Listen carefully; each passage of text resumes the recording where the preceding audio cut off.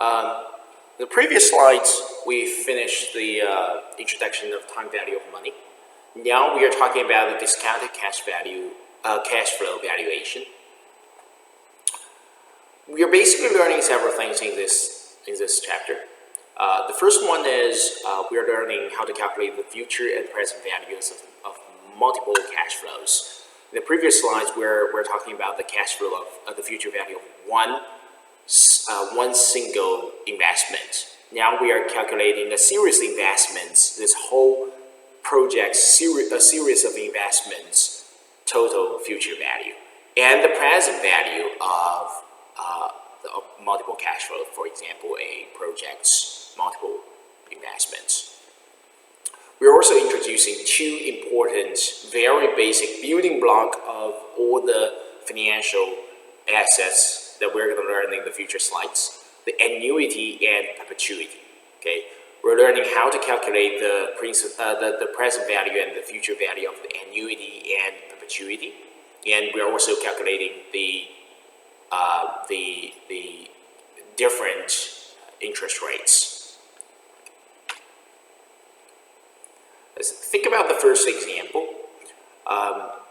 You think you will be able to deposit $4,000 at the end of each of the next years in the bank account, paying 8% interest. By the way, what is normal interest rate you can get from when you deposit money into the bank?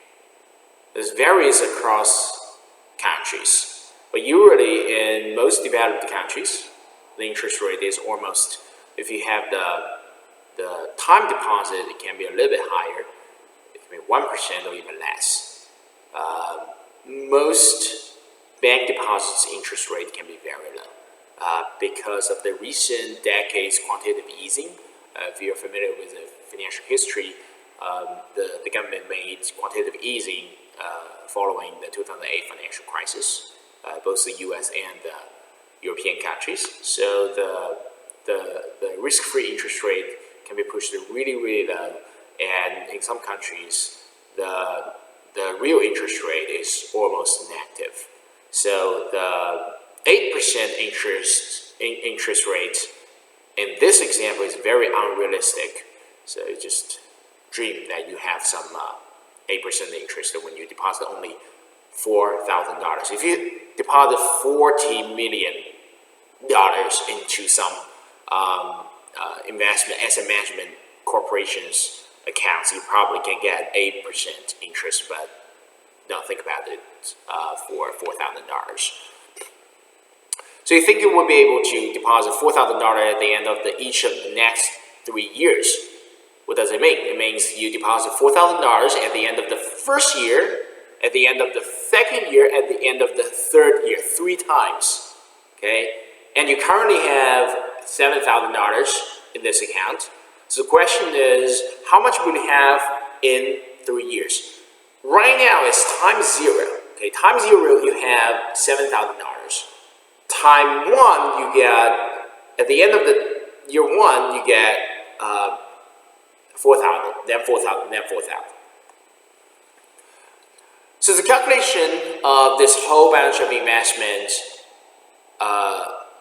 the calculation of the future value is pretty easy. You just calculate the future value for each investment, then you sum them up. For example, for the $7,000, the future value is $7,000 times 1.08, which is 1 plus the interest rate to the power of 3. Okay, then you get 8,817.98.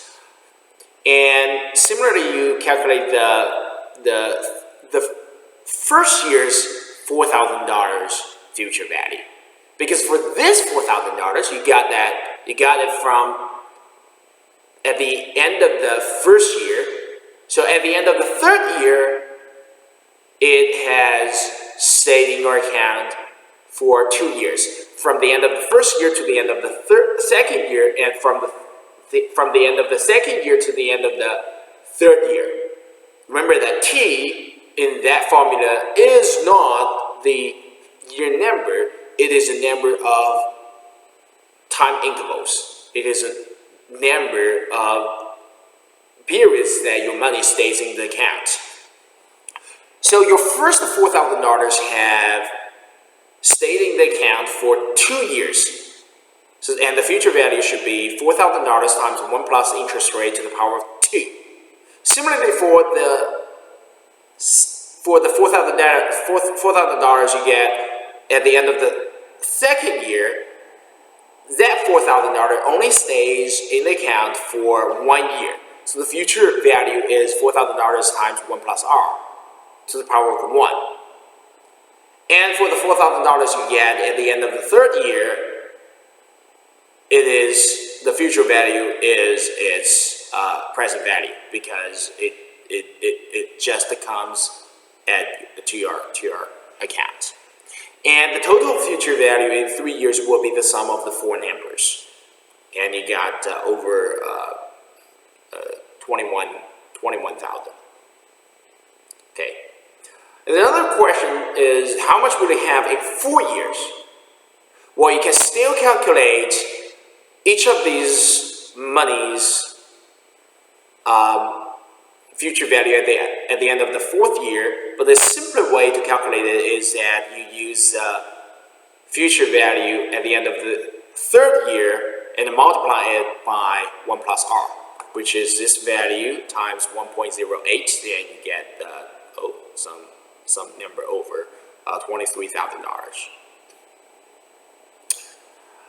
Think about another example. Suppose you invest $500 in a mutual fund today and $600 in 1 year.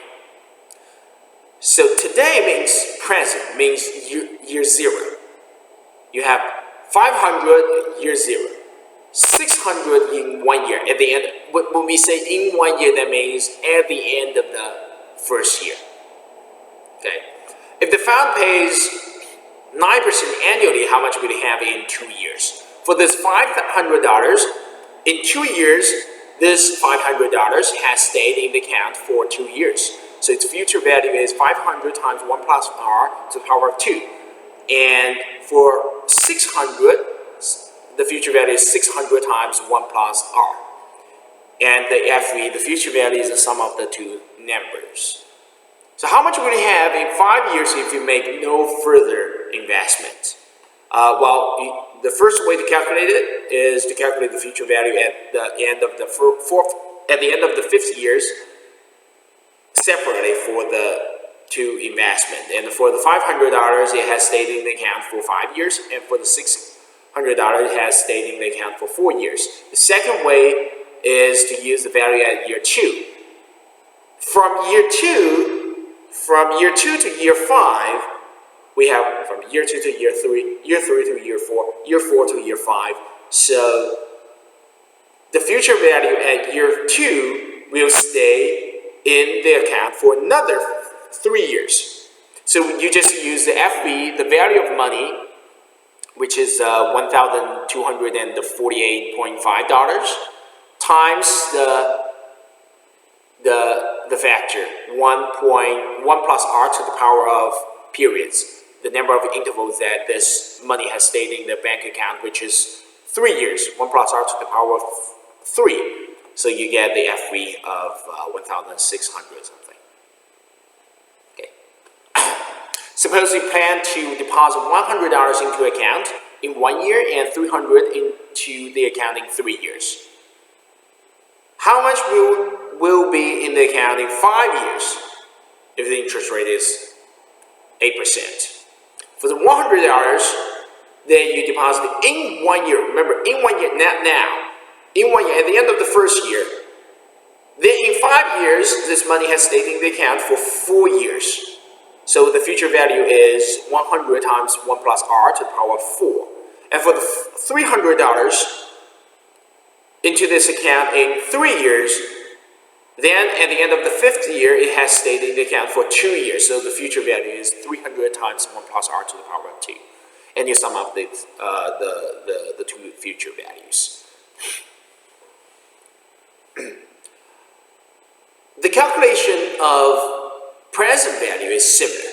The only difference is that for the future value, you calculate the future value of each investment and then you sum them up. For the calculation of the present value, you calculate the present value of the of each investment, then you sum up all the present values. So in this, for example, this example, you're offered investment that will pay you $200 in 1 year, $400 next year, 600 next year, and 800 at the end of the 4th year. So at year 0, you have nothing. Year 1, you get $200. The present value of the $200 at year 1 will be 200 divided by 1 plus r. Okay, to the power of 1.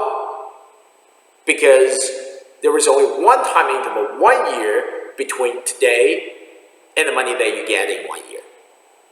For the next $400, the present value is 400 divided by 1 plus r to the power of 2. Then for 600 is 600 divided by 1 plus r to the power of 3. And for 800 is 800 divided by 1 plus r to the power of 2, to the power of 4. So you have the 4 numbers here. Then you sum them up as a total present value, which is 1,432.93. The timeline model, you can see this very clearly. Okay, you discount $200 to today, which is 178. You discount $400 at the end of the 2nd year to today, and you discount every investment back to today, then you sum them up to get the present value of the entire series of investments.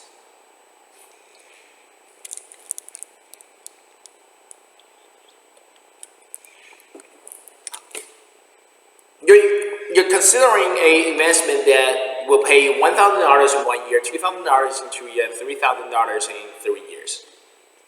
If you want to earn 10% on your money, how much will you be willing to pay? Well, this problem actually is not very realistic. It's not about you want to earn 10%. It's that this investment offers you 10% return. Okay, so whenever the question is asking you how much will you be willing to pay today, is asking you to calculate the present value.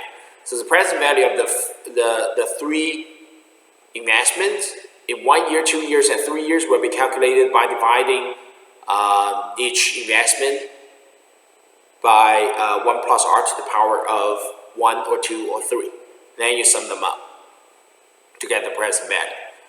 Using the Microsoft Office Excel, you can also use the following formula to calculate. This is $1,000. If you enter equal number, it will give you a function. So PV is an embedded function in Excel, and you enter 0.1, which is the interest rate, the number of periods, which is 1 here, and A4 is indicating this cell, 1,000.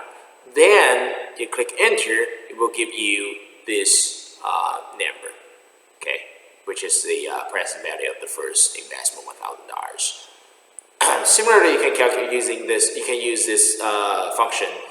Remember that the only thing that changes is number of periods. Here, the number of periods changes to 2. And here, for the 3,000 investments in 3 years, the number of periods changes to 3.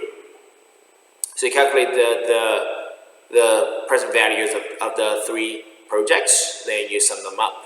Okay, we use the equal to then sum function from A2 to A2B to C2. You can practice using Excel by yourself.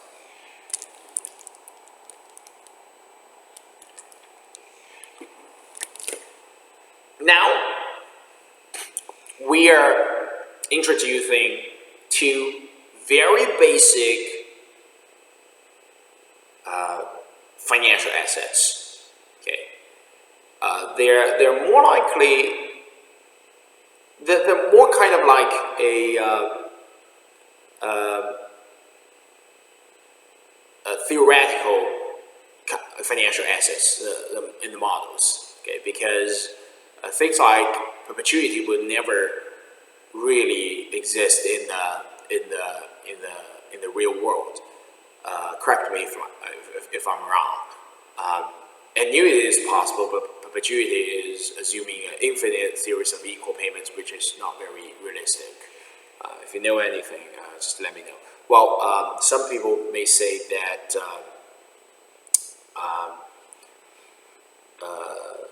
some people mentioned to me some financial assets, but they are not entirely the same as perpetuity, but they are with some risks. Okay. So what are the annuities and perpetuities?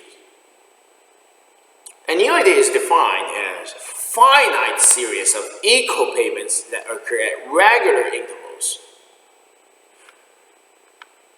Be very careful that there were three very important concepts here and elements for this definition. The first is finite. Okay, it's easy to understand. Equal payments. So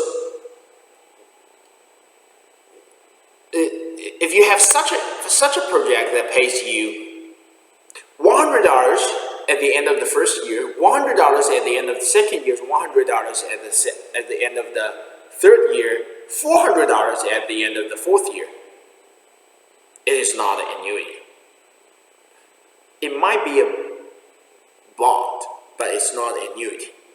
Okay.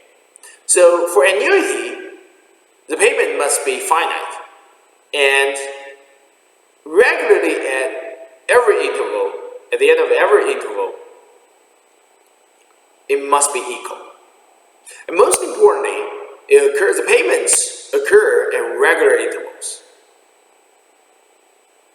If you have such a financial asset, it pays you $100 at the end of the first year, $100 at the end of the second year, no payment at the end of the third year, $100 at the end of the fourth year. It is not an annuity because it's not regular. The payment at the end of the third year is missing.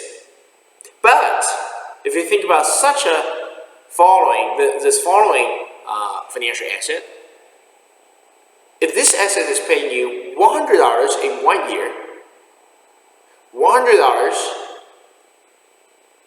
at the end of the third year, $100 at the end of the fifth year, and $100 in 7 years.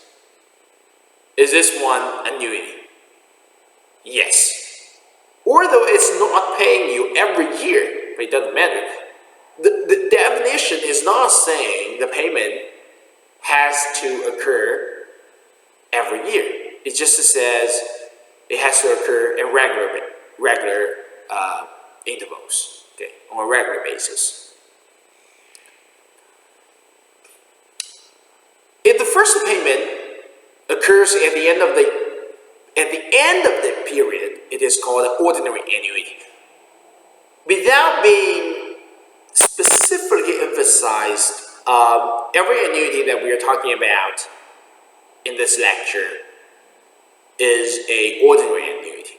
So whenever I say, okay, we have an annuity and it pays $100 every year, it means you got paid from this annuity, you got paid at the end of the first year, at the end of the second year, at the end of the third year.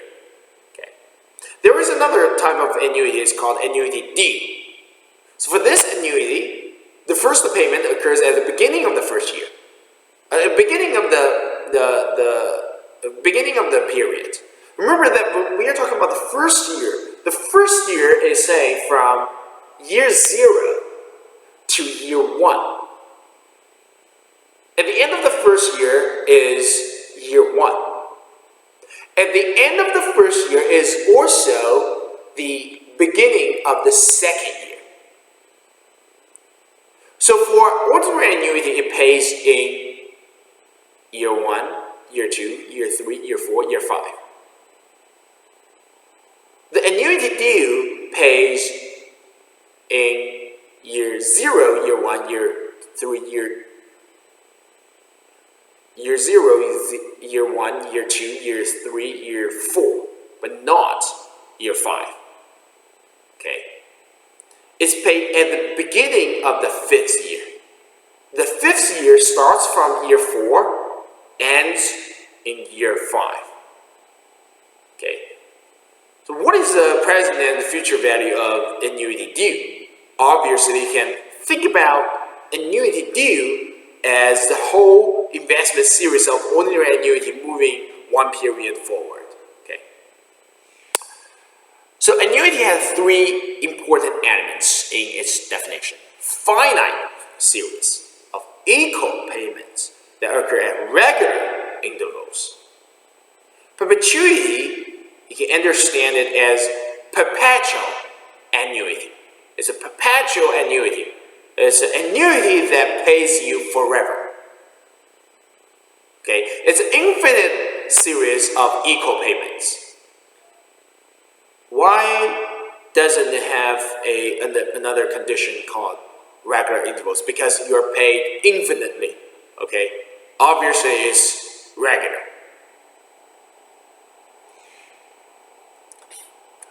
Now we're talking about the formula of their pricing, the present value and the future value. Let me derive the present value of annuity and perpetuity for you.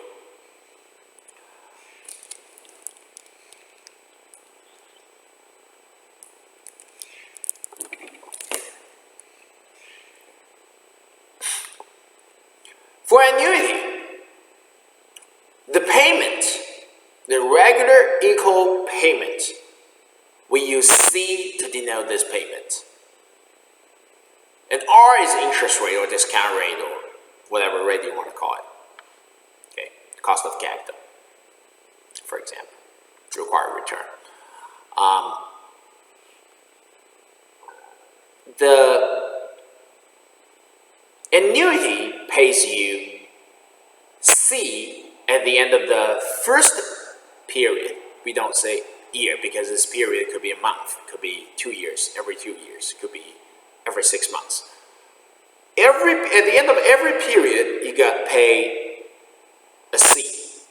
So you got paid C at the end of the first period, at the end of the second period, at the end of the fourth period, third, fourth, fifth, until the Tth, if we have T number of periods at T.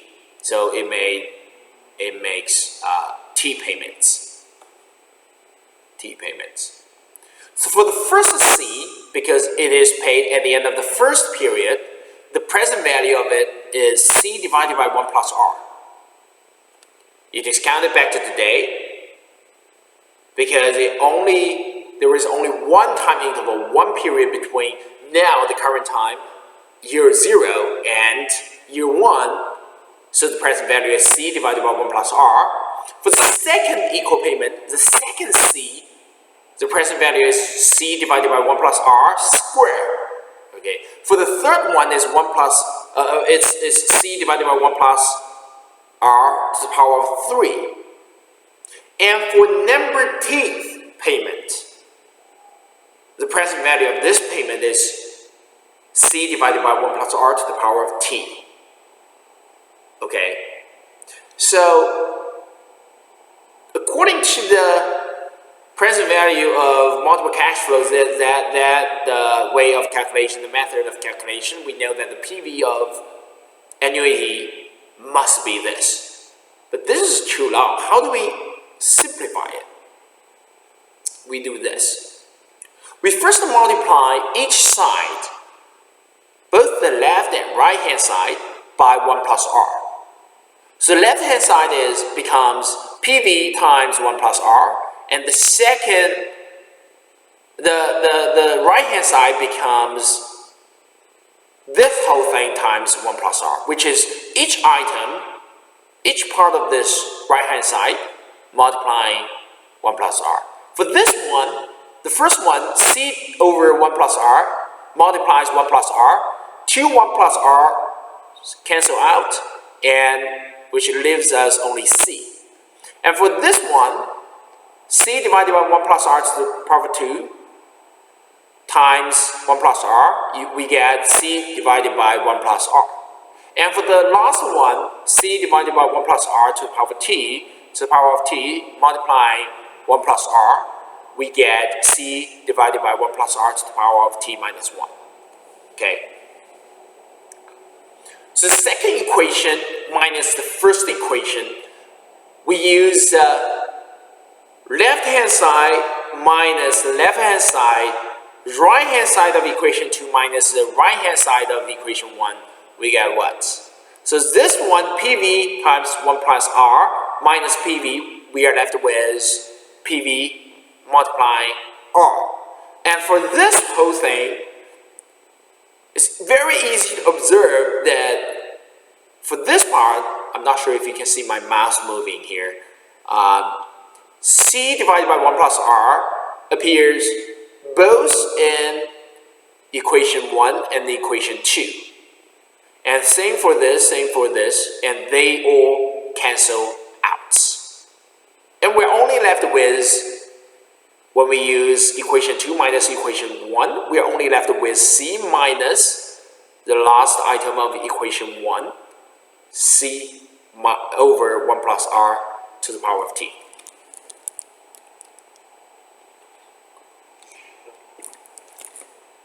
And we rearrange this formula a little bit. We take C out, and we have 1 minus 1 over 1 plus R to the power of T. And we move R to the right-hand side, we can get the formula of annuities present value. PV equals C over R multiply 1 minus 1 over 1 plus R to the power of T. Okay, this formula looks a little bit ugly, but it is what we have. It's much better than the first one. Otherwise, if you're using the first equation 1, you have to calculate for T times. Here, you only need to input C, the number of C, the equal payment number, the R, the interest rate, and the number of total periods, the T. Okay, then you can have the present value of annuity. How do we get the present value of perpetuity? Remember that perpetuities can be understood as a very special annuity that pays forever. So for perpetuity, T is going to infinity. Okay. For perpetuity, T goes to infinity, and because 1 plus R, okay, ignoring the very special cases that rarely happen in history for several European countries after 2008 that R is smaller than 0, we just need to assume that R is greater than 0. R is positive. When R is positive, 1 plus R is greater than 1. Then when T is going to infinity, this whole thing becomes infinitely large. Okay, so 1 over this 1 plus R to the power of T becomes 0. Therefore, for the perpetuity, the present value of it is simply C divided by R. C divided by R.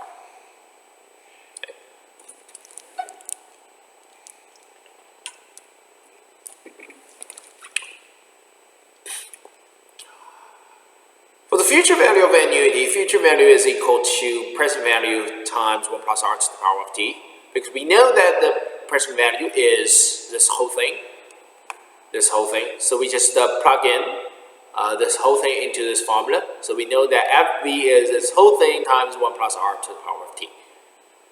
Then we simplify the model a little bit, the formula a little bit. Then we get FV is equal to C divided by R times 1 plus R to the power of T minus 1. And therefore, do you need to remember all of these formulas? No. I advise you only to remember this one. Actually, if you remember how to derive it, you don't even need to remember this one. You only need to remember that PV is equal to some future value divided by 1 plus R to the power of number of periods. then that's it. Then you, when you are taking the exam or whatever, then anytime you can derive the formula by yourself. Okay. So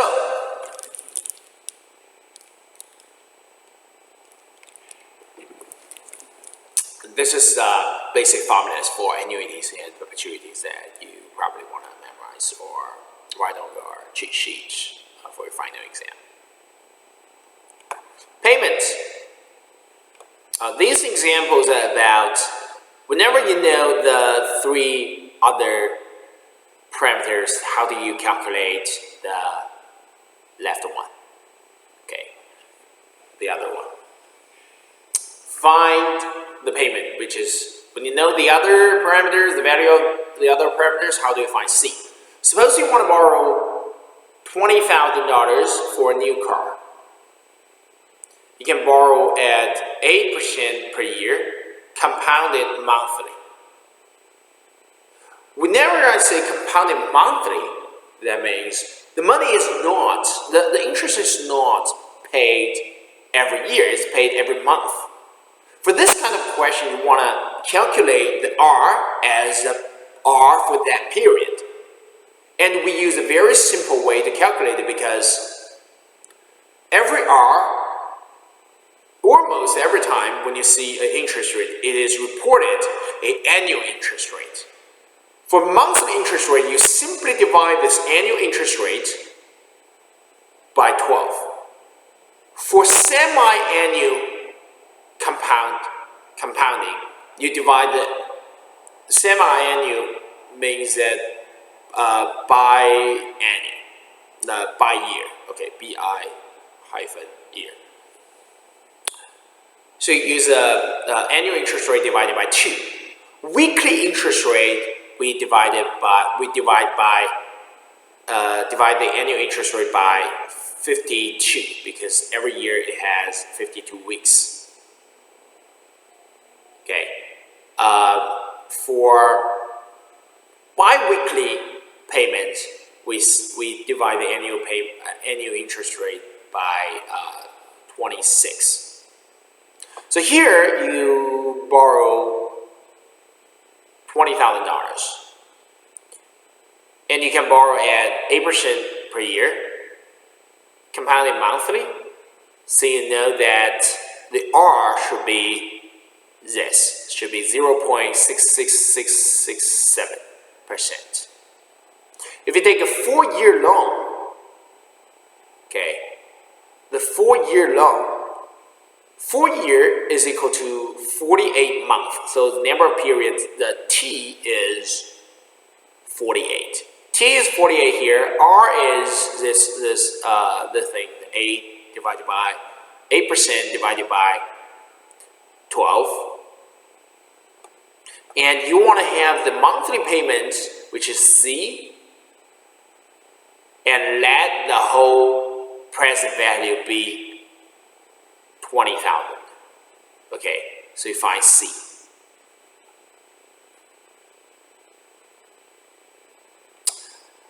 How do we get T? You raise a little shots on your spring break vacation. That means you don't have money.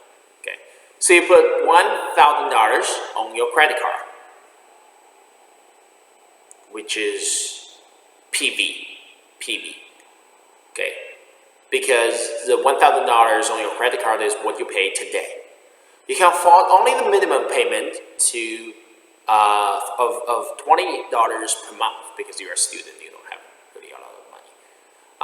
The minimum payment of $20, the $20 is your C, the equal regular payment every month.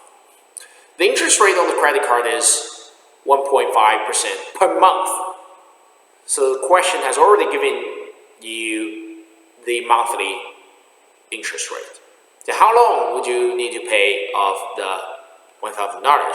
So you know R, you know C, you know PV, so you can easily calculate. You insert, you put all of these values into the formula, then you can calculate the T. Okay, you can calculate the T. T is the log of 1 over this.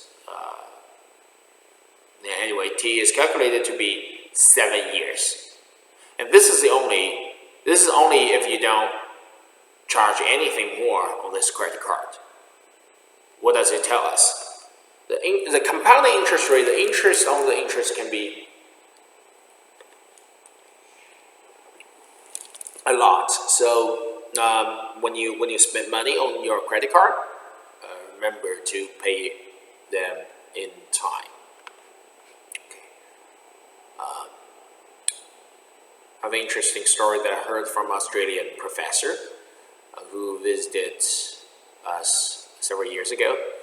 So they say that because a lot of people in Australia do not have a lot of good knowledge on finance or mathematics, so they volunteer to offer the household finance class to the ordinary people who do not have finance background. And I asked her, it can be very difficult, like if they don't know much, like what do you teach them?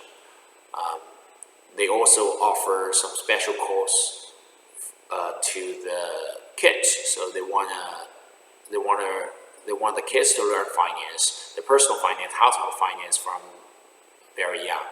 And so she said, like, their first course is to teach people to pay off the credit card balance. I said, like, why do you need to teach them? Why do you need to teach them this very simple thing?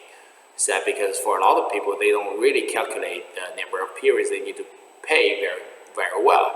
So they don't realize, for example, for some people, they probably think like it's if I pay $20 per month and I have 1,000, maybe I just need to pay 50 periods. They didn't realize that because of the interest on the interest, the total number of periods they need to pay this can be almost twice longer.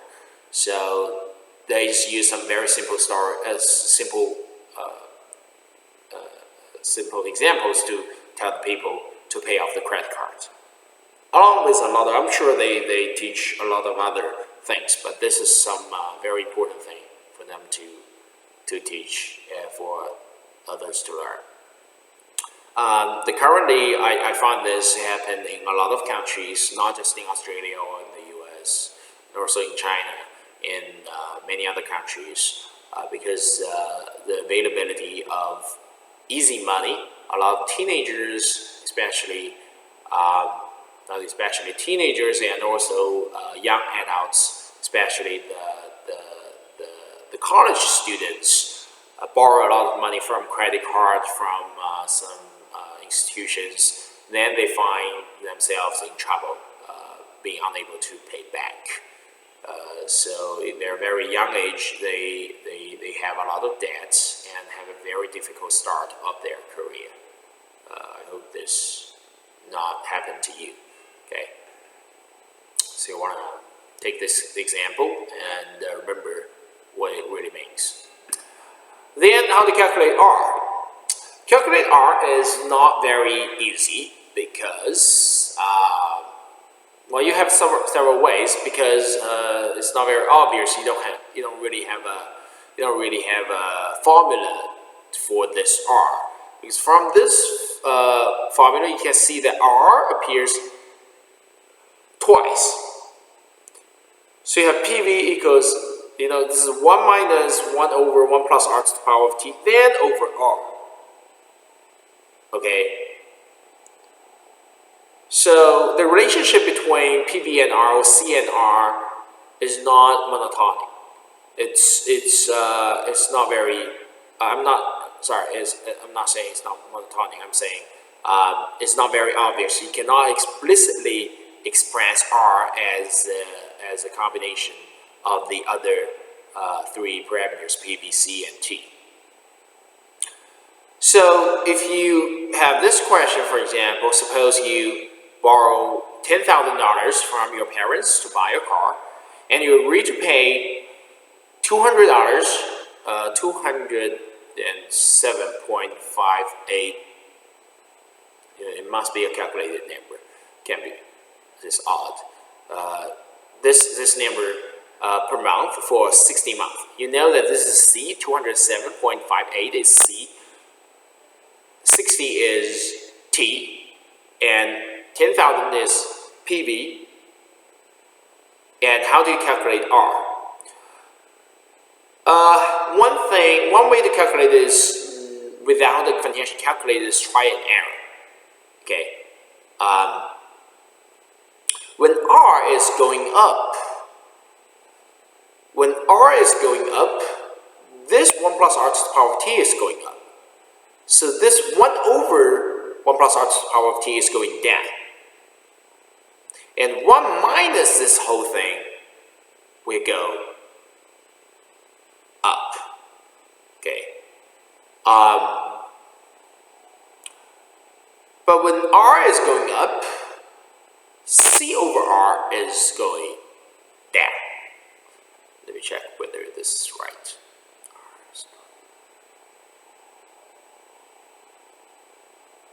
When R is going up, this is going up. So this is going down, and this is going up. And when R is going up, this is going down. Yes. Use a try and arrow is that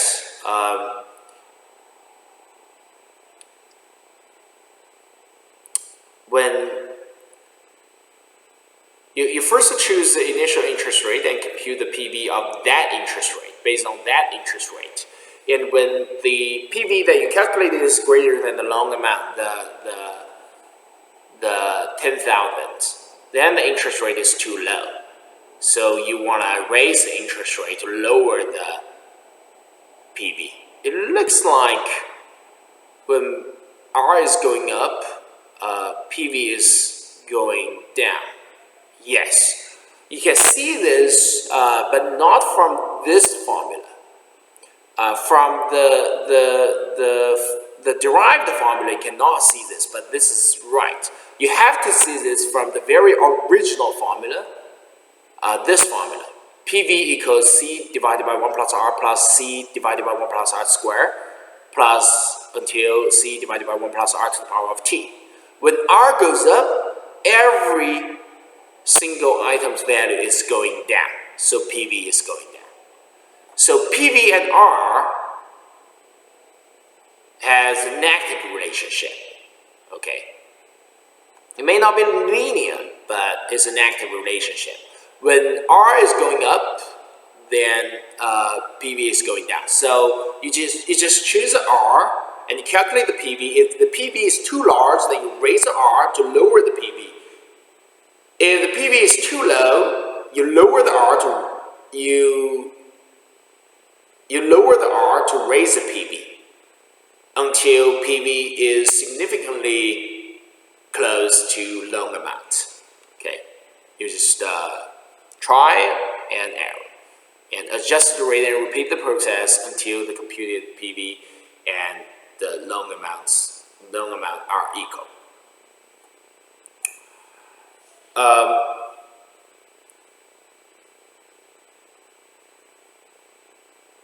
Another way is to use a financial calculator. You will be instructed in the tutorial that using the financial calculator you can simply just input N as a T, PV is the present value, and PMT payment is a C. Then you compute, the CPT is compute. 1 over Y is the interest rate. Okay, probably it's I think it's I over interest rate or yield. It's not 1 over Y.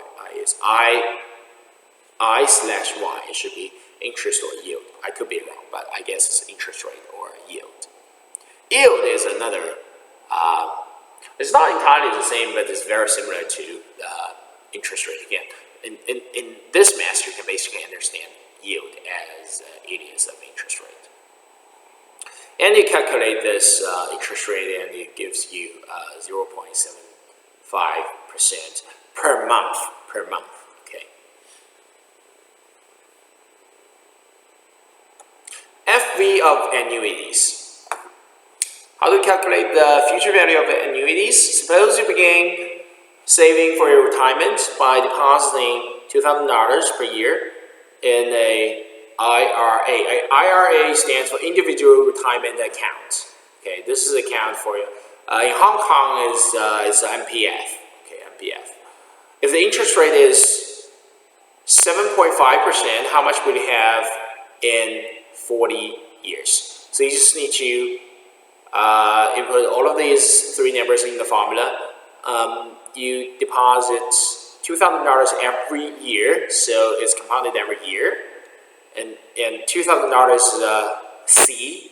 Interest rate, annual interest rate, 7.5% is R. How much we have in 40 years? 40 is T. So you put them into the future value formula, then you got, if you just need to deposit $2,000 in 40 years, when you retire, you will have 454,000 and more. Annuity due. You're saving for a new house, and you put $10,000 per year in an account paying 8%. The first payment is made today.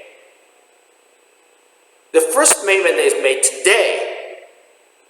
The sentence means that it is an annuity due because the first payment is paid at the beginning of the period. Okay. How much do we have at the end of 3 years? So you first calculate the future value for the ordinary annuity. Then you multiply this future value by 1 plus R, because ordinary annuity basically is annuity due, moving, switching, shifting for one period to the right on the timeline. Okay, so you calculate the FV, then you multiply 1 plus R, then you can get this number. And this figure illustrated. So you calculate this is annuity, ordinary annuity. You got paid here. You got paid at the end of the year 0, which is at the beginning of the year 1, at the beginning of the year 2, and at the beginning of the year 3. And you got 3 payments. So you calculate the future value till at the beginning of the year 3 or at the end of the year 2. Then you multiply this number by 1 plus R, you get the future, the value of money at the end of the 3rd year.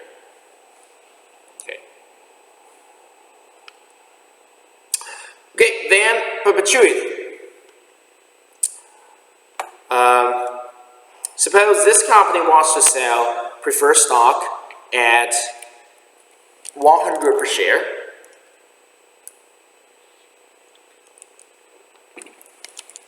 Some people say that preferred stock is a type of perpetuity because preferred stock performs as perpetuity that pays equal regular payments forever. But it is not entirely the same as perpetuity, I would say, because any company would die. Any company will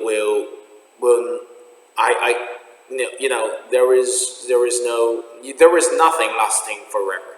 So no preferred stock can promise you that it can pay forever. So, but in the foreseeable future, we can assume that it is perpetuity. Okay, it pays at 100 per share. A similar issue of preferred stock already outstanding has a price of $40 per share and offers a dividend of $1 every quarter. What dividend will Fidelity have to offer if the preferred stock is going to sell? This is easy. The thing is that we assume this question is easy because it offers two shares, two kinds of preferred stocks. And we just need to know that for the two kinds of preferred stocks, their interest rates must be the same, because the question has already implied that they are similar. Okay, they're similar. They're similar in terms of risk. So for the second one, the present value is $40. The dividend is the money that the preferred stock pays. Every period. So C is 1, PV is 40. So from this you can calculate the interest rate. And using this interest rate and the first preferred stock's present value, you can calculate the dividends. Okay. So $1 divided by 40, you can get R equaling 2.5% per quarter, because the dividend is paid every quarter. The dividend for new preferred stock is 100 equals C divided by this interest rate, and you can calculate and find C equaling 2.5 per quarter. Okay, let's have a brief summary, then we are having a break.